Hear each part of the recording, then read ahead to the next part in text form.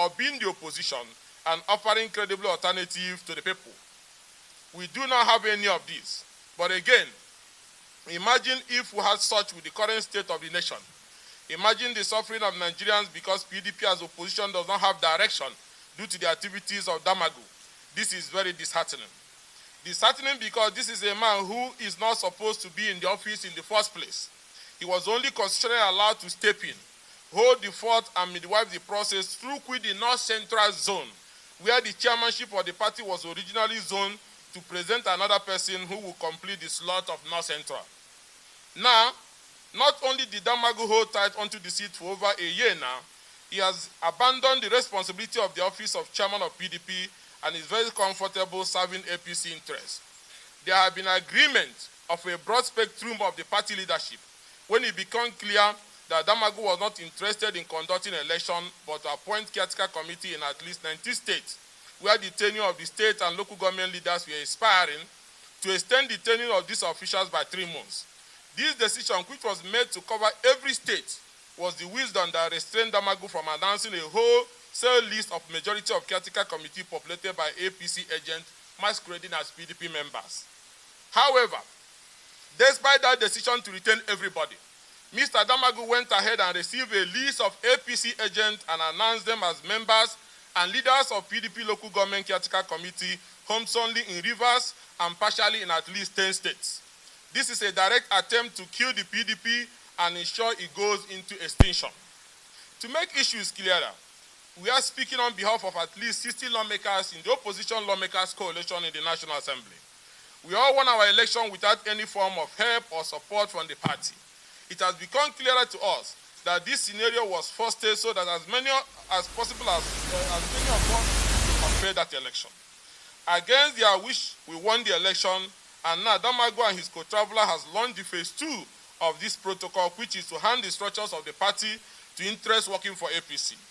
It is on this basis that we, the genuine PDP lawmakers who believe in our party and its ideals, hereby announce today that we will not stand idle and allow Damagun destroy the effort of Sir Elias Ekweme, Prince Solomon La, Abubakar Rimi, and other eminent former leaders of this great party.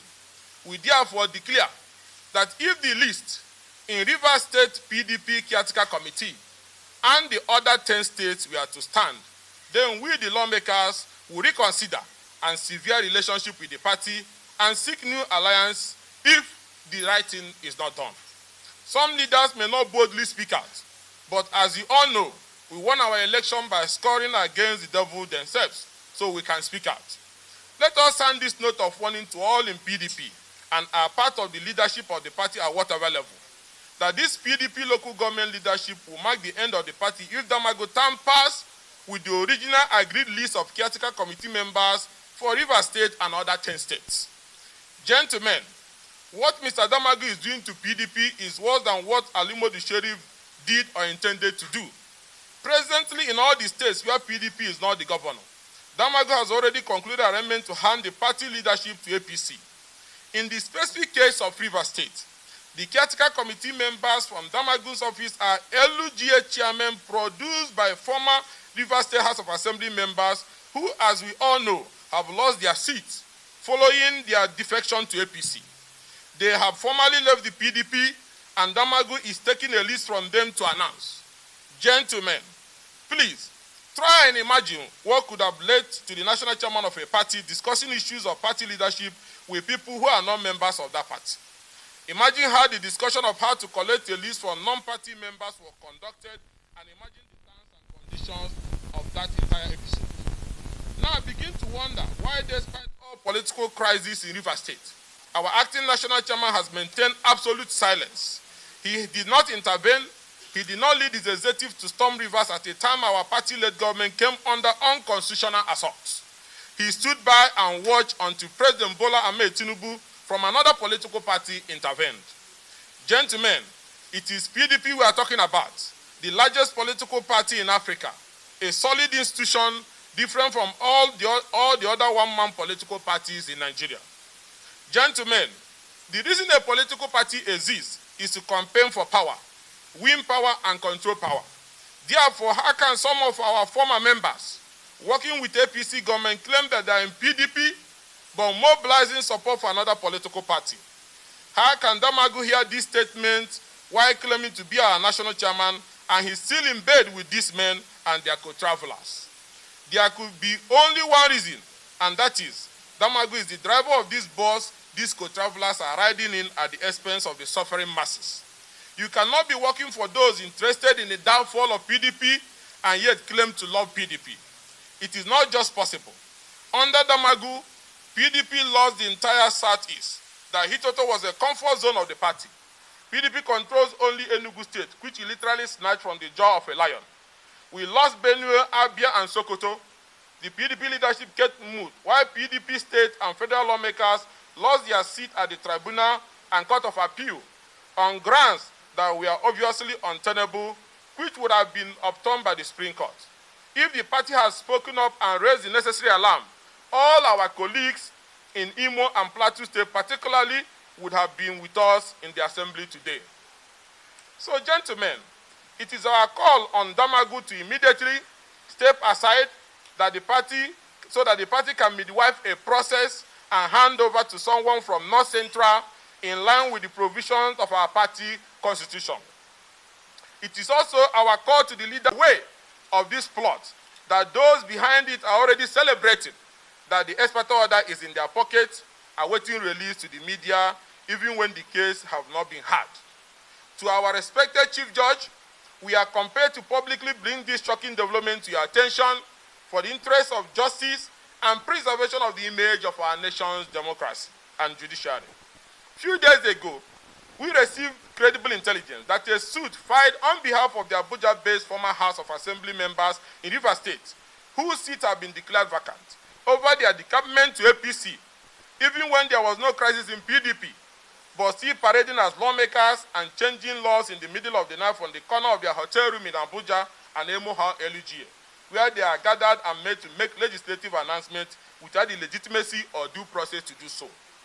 Our dear Chief Judge, Honorable Justice J.T. Soho, we wish to inform you that this strange suit, which our intelligence has shown is alleged to have been filed at the Registrar of the Federal High Court, will be assigned to Justice Omotosho, who is expected to issue an injunction legalizing the illegal amendment and extension of tenure of the about-to-expire LUGA chairman in Rivers in order to keep them in office with their tenure extended without an election is a great aberration and risk capable of tarnishing the image of the judiciary if this is allowed to happen.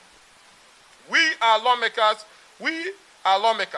and we have great respect and confidence in the Federal High Court to nip this ugly alleged development in the bud, if still active. We are confident that these men of unimaginable desperation, touting the name of respected judges in their beer parlor gossip, are out to ruin the respected name of judges of the Federal High Court, and the court must be careful in handling such obnoxious applications which are targeted to carry out a judicial and legislative coup against democracy by extending tenure of local government chairmen whose tenure are about to expire without allowing constitutional, democratic, and electoral process to take place. The desperation of these Abuja-based former lawmakers and their penchant for any action that is illegitimate propelled us not to take the intelligence lightly, hence the need to draw the attention of our respected judges to this alleged emerging development that must be crushed at all costs for the sake of the image of our judiciary. For those who do not know both in the judiciary and the entire country, let us state it clearly. The crux of the matter is that the former members of the Rivers State House of Assembly whose seats were declared vacant came out from hiding one day and announced illegal amendment to the Rivers State LUGA laws unilaterally without legitimacy and carried out an extension of tenure of the LUGA chairman, which is about to expire, and said they can remain in office as long as required without any tenure again or election process as the basis for holding such office. This is a legislative coup, legislative rascality, and insertion of the process for constitutional democracy. The law was dead on arrival as it was made by men and women unknown to law. It was made by people without the legitimacy to make such law, and hence their claim of overriding the governor's assent was the height of their legislative rascality and political hallucination. Now, sensing that the illegal amendment is unenforceable, these men and their agents decided to drag the judiciary into this madness with their alleged application seeking to issue them ex parte for unenforceable to be enforced, including an order to seize and hijack the LG allocation due to rivers and be sharing it from the comfort of their hotel room in Abuja and Emoha. This could lead to anarchy. This is a grand assault on democracy and rule of law. And if our judiciary is ever dragged into this, our nation would have been taken back to the dark ages. Hence, our call on the National Judicial Council, the Federal High Court, the Nigerian Bar Association, and all relevant authorities to ensure that our courts are not used to carry out the infamous alleged act of using an ex parte order to legalize the illegal tenure extension for local government chairmen in Rivers State whose tenure are about to expire. We are also calling on the federal government to be at alert, especially the judiciary, as we have been informed about another prayer in the suit, seeking to order the Accountant General of the Federation and the Federal Ministry of Finance to seize the legitimate local government allocation of Rivers State, deny the Rivers people access to their constitutional fund, including LGA workers and primary school teachers who will not be paid, while the money should be sent to the LGA chairman whose tenure will elapse in the coming days, who in their retirement will be sharing the allocation of the people based on the illegal law that claim to have extended their tenure without any election producing them. Haba. Even in Mobutu Sese Seko, Congo, or Nkurunziza's Burundi, people could never have imagined this kind of recklessness. We wish to state clearly that the opposition lawmakers will not take lightly any move to extend the tenure of their about to expire LGA chairman under any guise or scheme. You cannot be in office and your tenure is expiring in a few days and somebody makes a law from a one-bedroom in Abuja and Emoha extending you to be in office without an election. That is madness. The opposition is calling on the president, as a Nedeko-bred Democrat, to call those pursuing their selfish, greedy ambition, but illegally using his name to carry out constitutional destabilization activities in Rivers to order. They have breached the peace accord and carried on as though they are the only ones that have monopoly for crisis and violence. They have no atom of respect for the president. The allocation of Rivers State cannot be stolen using an ex parte order. Neither can the LGA chairman whose tenure have expired be allowed a second chance in office under any circumstances without going through an electoral process. That the people of Rivers State have maintained peace in the face of all this evil provocation, and that should rather be appreciated and not something that should be taken for granted. Let all men of goodwill stand up and join us in saying enough is enough. The legislative recklessness in Rivers State must end now, and the attempt to drag the Federal High Court into granting ex parte order to seize the Rivers LG allocation and stamp the illegal extension of tenure of about to expire LGA chairman by a group of people impersonating as lawmakers after their seats have been declared vacant must end now. Thank you, and God bless. I will invite my colleagues to make their brief comment.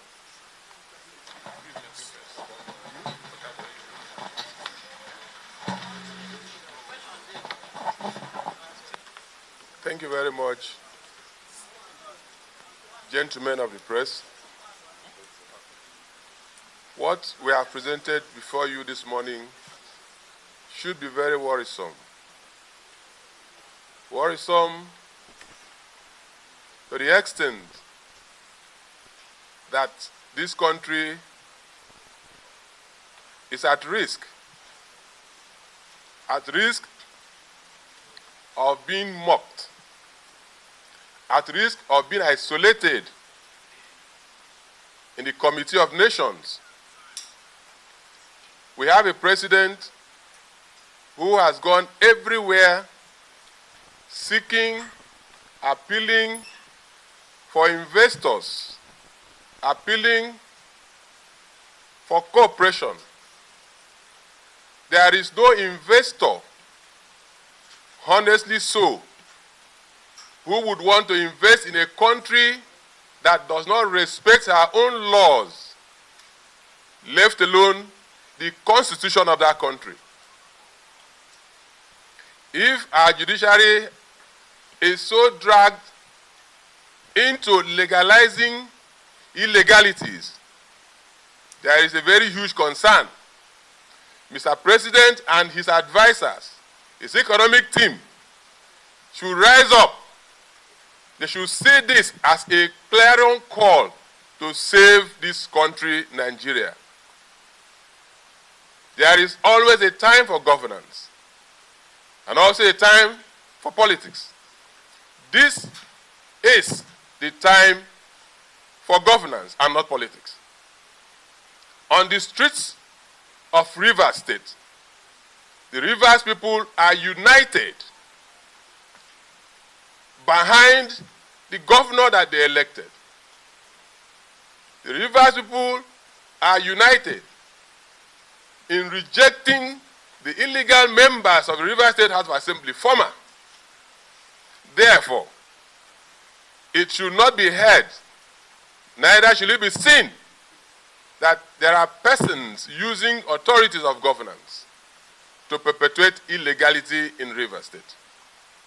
We should also be aware that the peace of this country revolves around the peace of every entity therefrom. If for whatever gains, for whatever reason,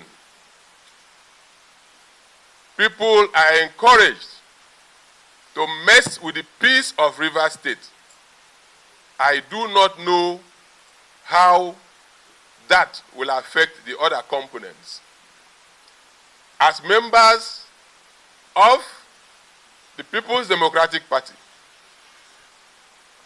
there are precedents, and that is what we have stated.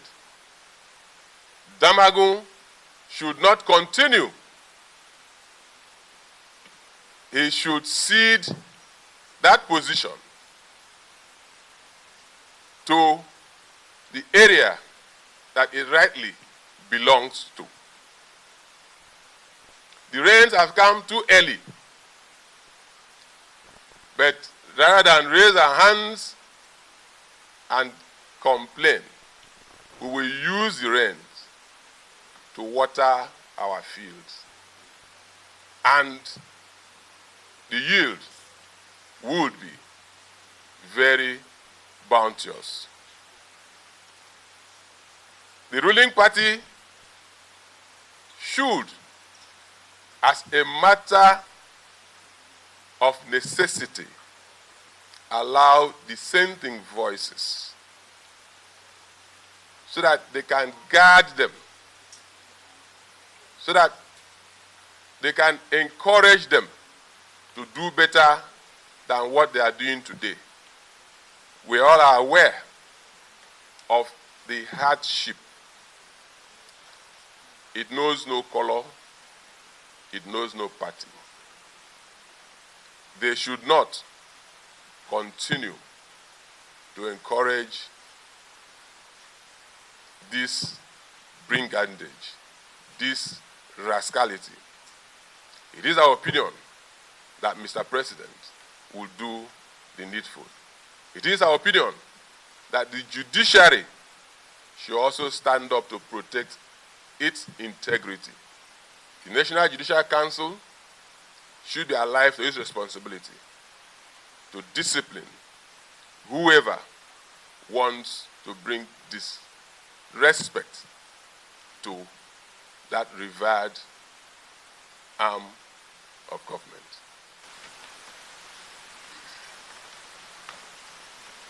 Good afternoon, gentlemen of the press. As my colleagues have rightly said, we are calling on the governors of the People's Democratic Party because all of us, the lawmakers elected on the platform of PDP, are saying the same thing. Damagun should please exit and allow the North Central to take back their rightful position, because it is not going to be extended by the time it expires in the next 2 years. Secondly, you cannot change the rule of the game in the center of the game or when the game is about to be over. The chairmen whose tenure are about to expire in Rivers were elected by the people of Rivers State. They were not elected by the courts. and they were elected on terms, and they were sworn in with a definite timeline, which is 3 years, I'm sure. So please, we are begging the judiciary not to cause chaos in Rivers. The right thing should be done. Thank you, gentlemen of the press. Okay, ladies and gentlemen, thank you so much for listening. Just to add to some of what my colleagues have already said, there is no country that practices democracy that can work without a formidable, effective, and efficient opposition. And that is why, as opposition lawmakers, coalitions, we are here to revive and ensure that the opposition wake up and stand for its role, role to play as an opposition. We cannot continue the way the opposition have been. And you will agree with me today that a lot of reformation is taking place by the ruling party. For some of us that are here, that are very progressive in nature, have agreed to some of this reformation, but the timing of this reformation, I think it is not coming to Nigeria with the ease that is expected. For example, the removal of the fuel subsidy have put a lot of hardship of Nigerians. Go to all the nooks and crannies, you see our people biting their fingers, even for what to eat. And today we wake up, there's also removal of subsidy on the electric tariff. Democracy is for the people. We cannot continue without consultation and the right timing of reformations. PDP, as an opposition party, we are calling as an opposition lawmakers. That is our role to come up and provide solution. We are not here to lament or to murmur. We are here to provide an alternative. We are here to say that the opposition have to wake up, stand to its role, and play its role as an opposition, and make Nigerians benefit from the dividends of democracy. Thank you. Any question? Yes, we have questions. Sorry, we have to take it one after the other. Please, you have to be brief and go straight to the point. Lizzie, can we have your question?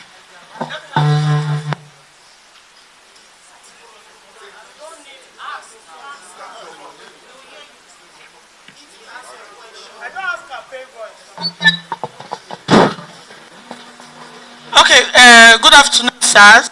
Good afternoon, colleagues. My name is Lizzie Chipi. I write for other paper. So, first of all, please look up to my microphone. First of all, I would like to know the lawmakers.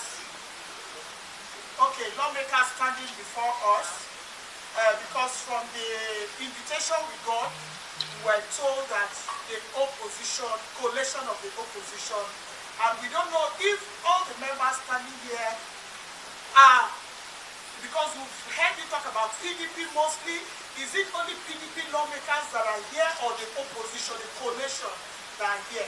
That's my first question. The second question will be that coalition.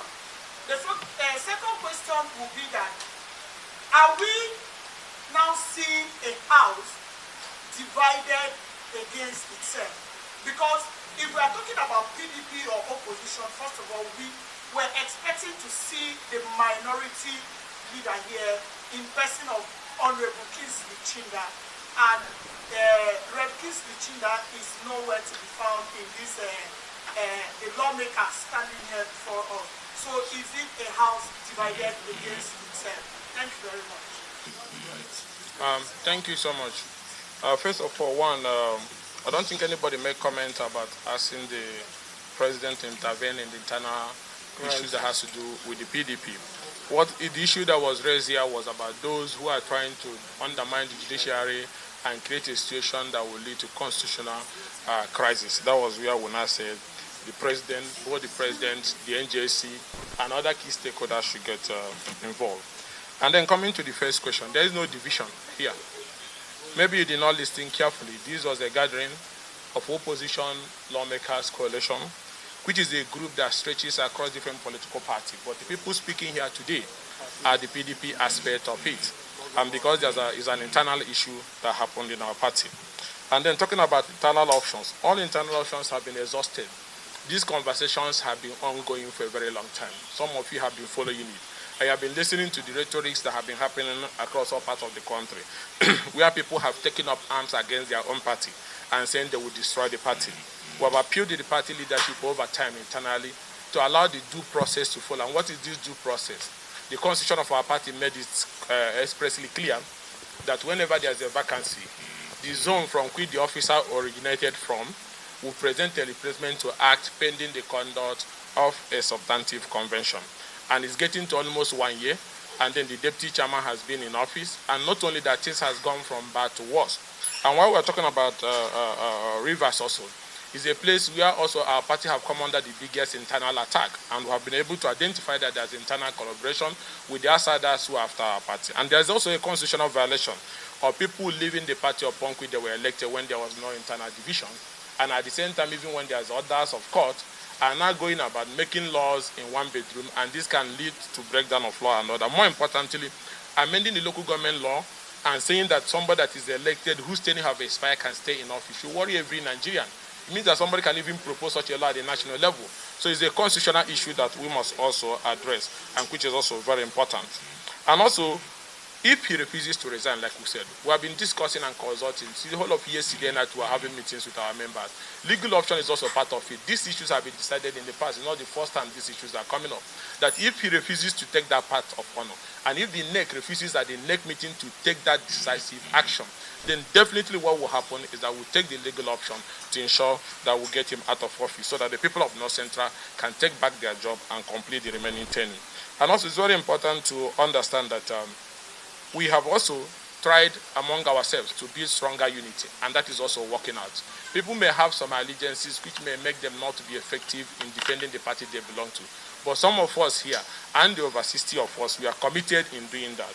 Before we came on board, put ourselves together and started coming out, most of the issues that have happened in the party, we've also talked about them. Even when the issue of the burning of the House of Assembly also happened, we also talked about it. And just like he said, he spoke just briefly now about the issue of the electricity tariff. And yesterday, that what we decided was that we understand that yes, at the rates the companies are operating, they are not making profit. But we must also consider the fact that there have not been much improvement in the finance of Nigerian people, that most of these things can be implemented in phases. That was our decision yesterday, and because we're going to brief on that on a later date also. So we're standing 100% with Nigerian people, and in the days ahead, we'll continue to push that frontiers of effective opposition and engagement of our people. And he talked about people visiting people across the country. Yes, there have been conversations across all parts of the country, which involves most of the opposition lawmakers. There's conversations of rejigging the party. There's conversations of building a broader coalition. There's conversation of mergers. There's different conversations going on, but we cannot speak on that because we have not gotten to a tangible position where we can talk about those movements across different parts of the country. Thank you. So, sir, since the member of the talk, we want you to know your mind on the Well, while we're working in here, we got to hear about the impeachment that happened in Edo State. So after here, we're going to meet and have a position as a body because we just saw it on TV while we're working here. So we'll not be able to comment on it. So, thank you. All right.